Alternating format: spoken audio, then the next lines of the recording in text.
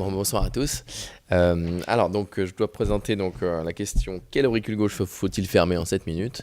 Bon, je vous fais un petit résumé de la situation auricule gauche actuellement. Voilà, ici mes conflits d'intérêts. Voilà, donc en pratique, actuellement, nous avons donc deux prothèses de fermeture qui sont disponibles, l'Emplatzer et le Watchman. Elles sont actuellement utilisées dans les centres qui font de fermeture d'auricule gauche et surtout à la suite de deux études randomisées qui sont Protect AF et Prevail, qui ont été utilisées avec une seule des prothèses. Donc il y a une des prothèses qui a fait le travail, qui a fait deux études randomisées. Et ces études randomisées sont un peu différentes de ce qu'on utilise tous les jours. C'est-à-dire qu'en fait, ces premières études randomisées, elles avaient essayé de comparer en fait cette fermeture d'auricule gauche dans la FA contre les AVK chez tous les patients. Donc en se disant, on va remplacer un médicament par une petite prothèse. Et les études n'ont pas réussi à montrer une supériorité, elles ont montré une non-infériorité. Et on en a dérivé le fait qu'on pouvait probablement les utiliser chez les patients qui avaient une contre-indication aux anticoagulants, puisque ça ne faisait pas mieux, mais ça faisait au moins aussi bien. Donc l'HAS en 2014 a autorisé l'utilisation de ces fermetures en France, à partir du moment où c'était de la FA non valvulaire, avec des patients qui ont un CHA2-VASc élevé, en 4 et plus, et une contre-indication formelle et définitive des anticoagulants. Donc on s'éloigne un peu des études randomisées de l'objectif initial, mais c'est l'utilisation actuelle. Et limité au centre un service de chirurgie cardiaque. Ça c'était par rapport à toutes les techniques un peu innovantes et qu'il fallait faire au moins 25 implantations en 3 ans. Vous voyez qu'ici, c'est une activité qui est en pleine croissance. J'avais mis 2004 parce qu'il y avait une première prothèse qui s'appelait Plateau et J. Montesco a posé une des premières prothèses probablement de fermeture d'auricule gauche en 2004. Après, c'est une marque qui n'a pas, une prothèse qui n'a pas vu le jour commercialement et il a fallu attendre 2008-2009 pour les marquages CE. Puis vous voyez 2014 pour l'HAS, puis 2016 pour le remboursement.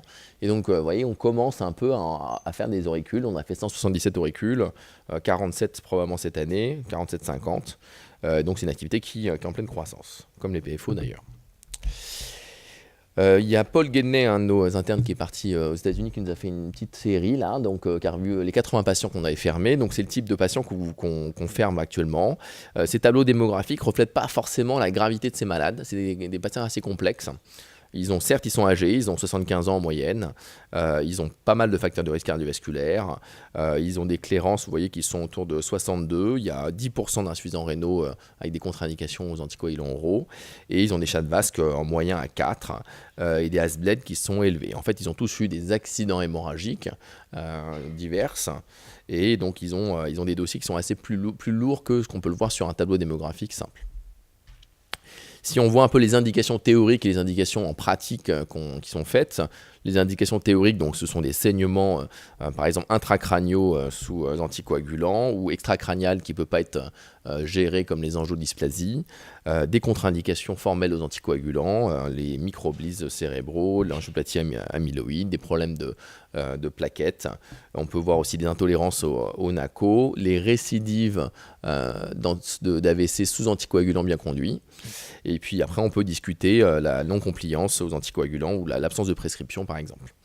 Ce qu'on voit dans le petit tableau du dessous, c'est les indications qu'on a faites sur la série des 80 premiers patients. Et vous voyez qu'on est dans les clous HAS dans 70 à 80% des cas. Donc c'est surtout des patients avec un CHA2-VASc élevé en FA, avec un accident hémorragique et contre-indication formelle aux anticoagulants. Il y a aussi des patients qui ont eu des récidives d'AVC sous anticoagulants. Globalement, il n'y a plus beaucoup de complications immédiates. Vous voyez, il y a 98% de succès de procédure, c'est même 100% dans les dernières séries. Ça, c'est notre série en tout cas. Ça dure à peu près 50 minutes la procédure. Il n'y a pas eu d'événement grave immédiat. Il y a eu 5% d'épanchements péricardiques qui n'ont pas été drainés chirurgicalement, mais qui ont été gérés sur table. Pas de saignement per procédure, pas d'AVC, donc c'est plutôt des complications qui sont assez rares. Il y a eu un décès sur embolie de prothèse à distance, donc quand même si c'est rare, ça peut être grave, l'embolie de prothèse. Donc il faut bien poser ces indications.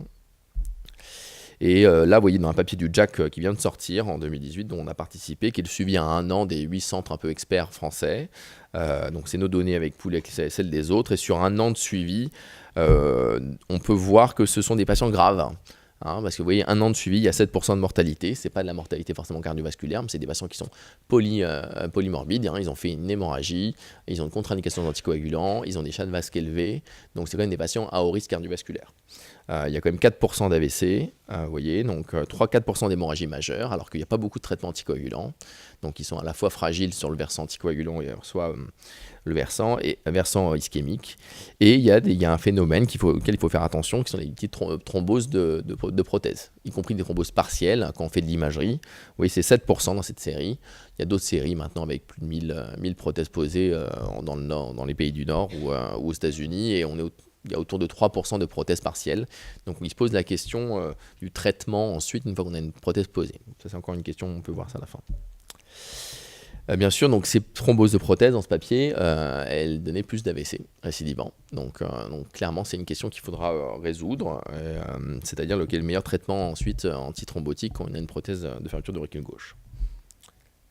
Alors quel auricule choisir? Donc l'idéal, c'est d'avoir une bonne sélection du patient, donc la bonne indication. Ensuite, il y a une anatomie probablement favorable au scanner quand on peut faire le scanner, qu'il n'y a pas de contre-indication rénale.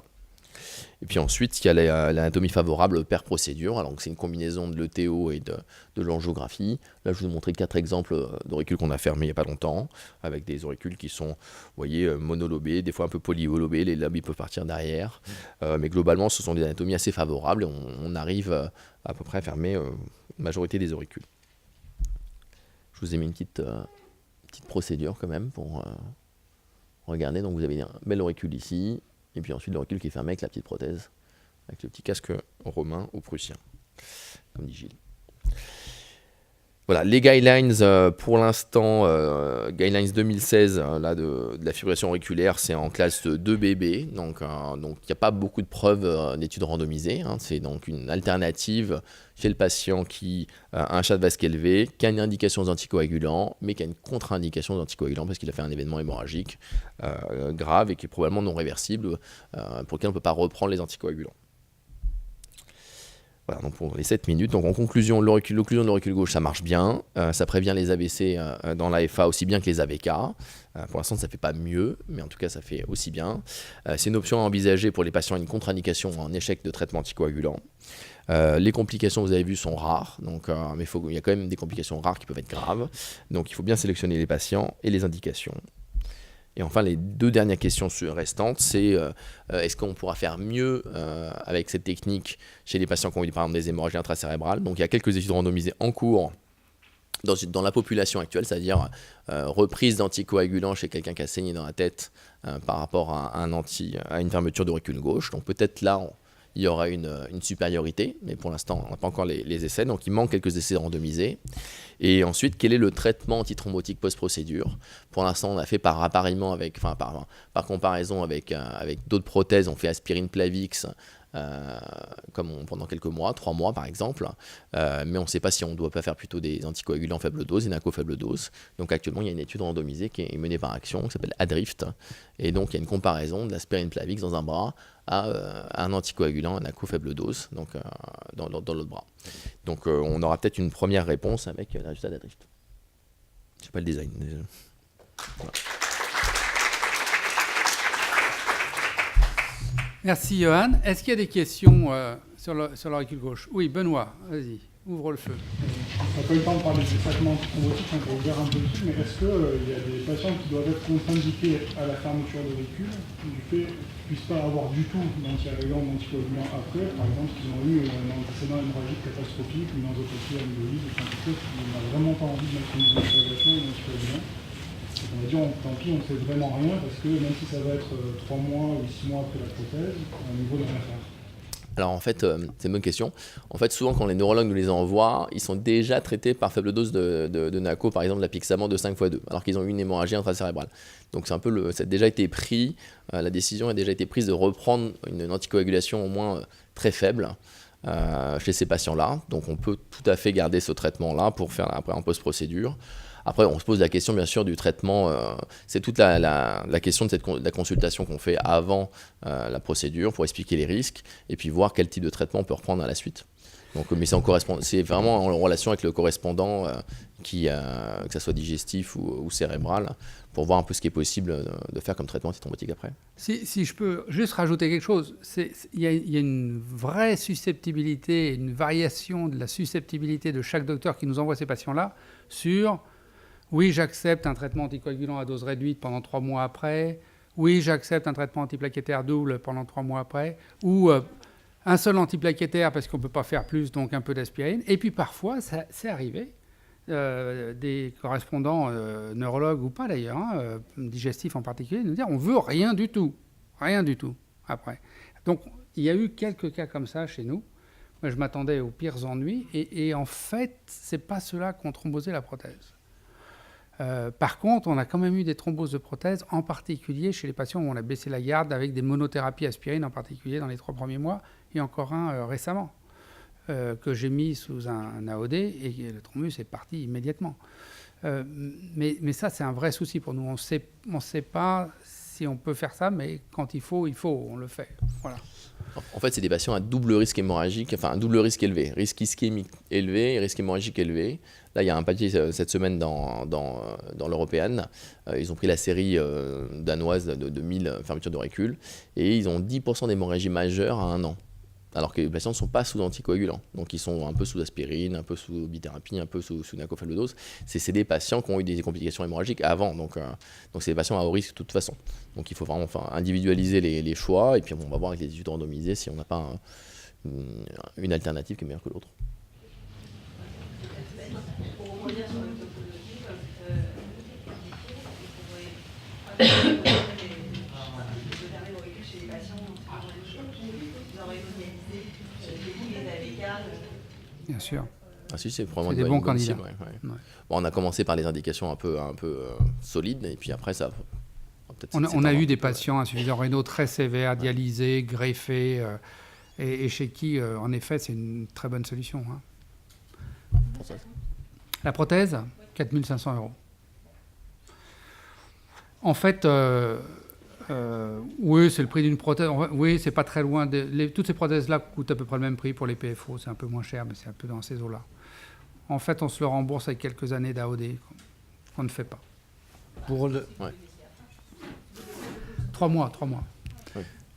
Oui, pour revenir sur le problème des anticoagulants et des antiagrégants après les hémorragies cérébrales, c'est un point qui est très discuté. Mais de plus en plus de grands registres montrent qu'en fait, il faut mieux reprendre les anticoagulants assez vite. Et l'autre chose, c'est que dès que les gens ont plus de 70 ans, les antiagrégants, ça fait plus saigner dans la tête que des anticoagulants.